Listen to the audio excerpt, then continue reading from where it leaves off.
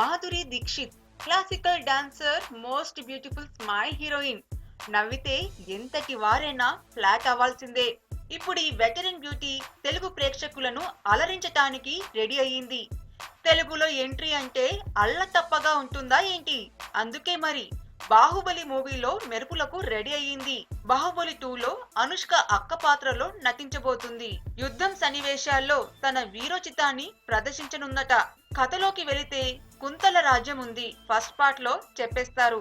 ఈ కుంతల రాజ్యం యువరాణి మాధురి. ఈమె చెల్లెలు అనుష్క ప్రభాస్ ను ప్రేమించి పెళ్లి చేసుకుంటుంది.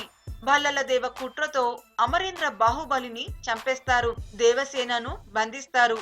దేవసేన భల్లల దేవ నుంచి విముక్తి లభించిన తర్వాత శివుడు అంటే జూనియర్ ప్రభాస్ భల్లాల దేవపై యుద్ధం ప్రకటిస్తాడు.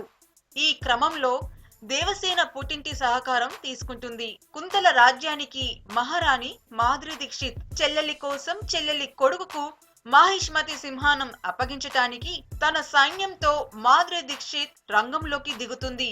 ఇది మాధురి దీక్షిత్ కు బాహుబలి 2లో క్యారెక్టర్. పార్ట్ 1లో శ్రీదేవి నో చెప్పింది. పార్ట్ 2కి మాత్రం మాధురి వెంటనే ఓకే చెప్పేసిందట. చూడాలి మరి ఈ వెటరన్ బ్యూటీ ఏ విధంగా అలరిస్తుందో.